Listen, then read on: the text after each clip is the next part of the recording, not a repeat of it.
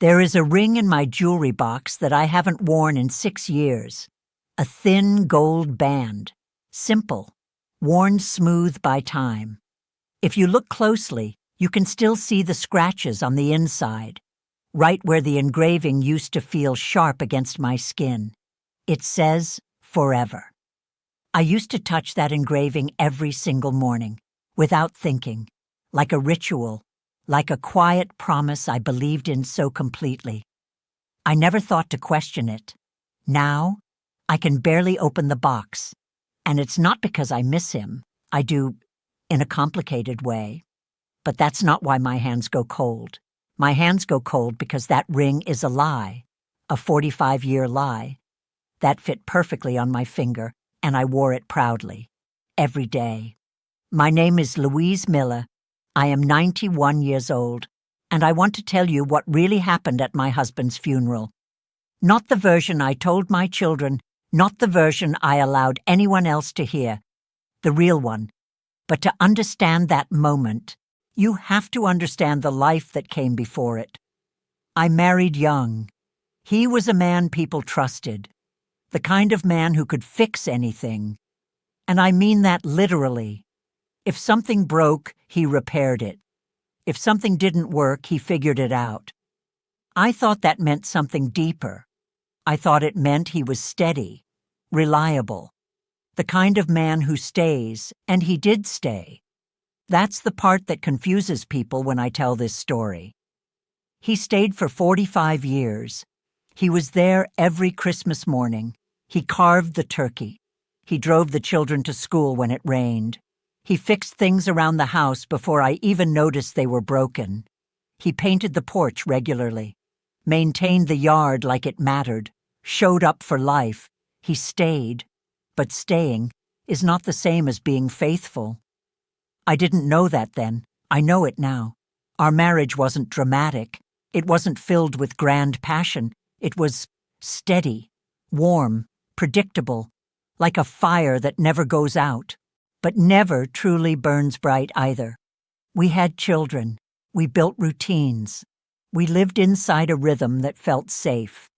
I cooked every day, not occasionally, every single day for decades.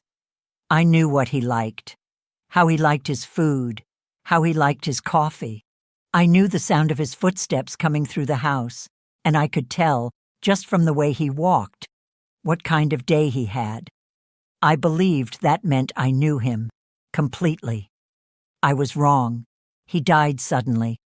No warning, no time to prepare. One moment he was there, and the next, he wasn't. The funeral came quickly, a beautiful day. Too beautiful. The sky was clear. The trees were alive with color. Everything looked peaceful. I remember thinking, the world had no right to look that beautiful. Not on that day. People came. They filled the church. They spoke about him. They called him dependable, reliable, a man of his word, someone you could always count on. And I sat there, listening, nodding, holding on to those words like they still meant something. Because that was the man I believed I had known. After the service, we went to the cemetery. It was quiet, small, simple. My children stood close, each one handling grief in their own way. And when it was over, people began to leave, slowly, in pairs, in soft voices. But I stayed. I wasn't ready to leave yet. I wanted one more moment, just one more moment near the man who had shared my life for 45 years. That's when I noticed her. She stood at a distance, watching, holding a single white flower. She looked composed, careful, not out of place, but not familiar either. I assumed she was someone from his life, a neighbor, an acquaintance, someone passing through.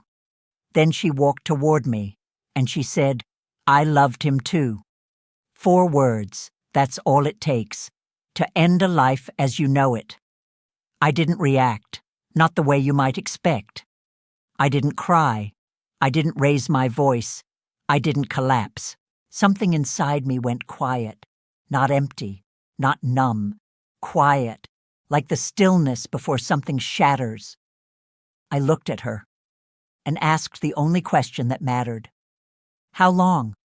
She hesitated, looked down, then answered, 23 years.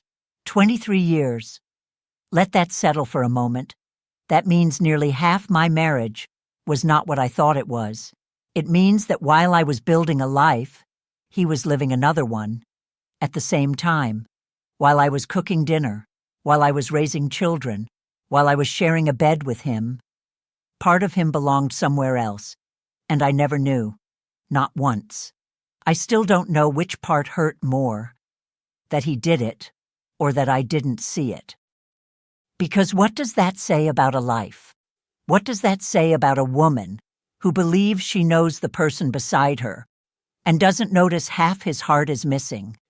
I didn't make a scene. My children were nearby. They didn't hear.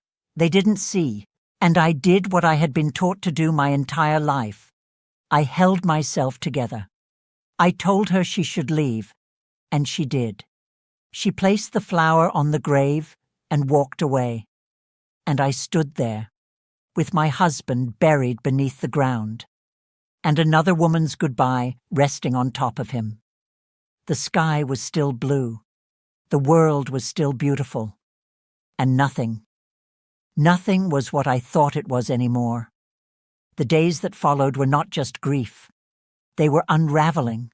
Memories began to shift, rearrange themselves. Moments that once felt ordinary suddenly meant something else. Late nights, work excuses, small inconsistencies. They all came back, different. I searched the house, every drawer, every pocket, every forgotten corner, and I found things, not many. He had been careful. But when something lasts that long, mistakes happen. A receipt, a note, a photograph hidden where I would never look. Each discovery felt like losing him again. Not the man he was. The man I thought he was. At first, I hated her, deeply, completely. But hatred takes energy. And at 91, you learn to be careful where you spend it. So I stopped. Not because I forgave, but because I chose myself. Months later, I went to find her. I stood outside her home, watched her live her life. And when we finally spoke, I realized something I wasn't prepared for. She wasn't cruel. She wasn't calculating. She was human, lonely. And that was the hardest truth of all, because it meant the worst betrayal of my life was not committed by monsters, but by ordinary people. After that, something inside me changed, not suddenly, but permanently. I received money he had left behind, money I didn't know existed, and for the first time in my life, I did something different. I spent it on myself. I changed my home. I changed my life. I did things I had never allowed myself to do, not out of anger, not out of revenge, but out of awakening. Because I realized something too late for most of my life, but not too late for what remained. Love is not a promise you make once. It is a choice. You make it every day, and some days he did not choose me, so now I choose myself. That is my revenge. Not loud, not dramatic, but real. I wake up every morning, and I live a life that belongs to me. And if this story touched you, take a moment to subscribe to the channel and give this video a like. There are people out there who need to hear this, more than you think. I still have the ring, that thin gold band. I keep it in the box. I don't wear it. I don't throw it away, because it holds the truth, both of them, the love and the lie. Sometimes I open the box, look at it, and then I close it again. And in the morning, I make my own coffee, the way I should have been doing all along.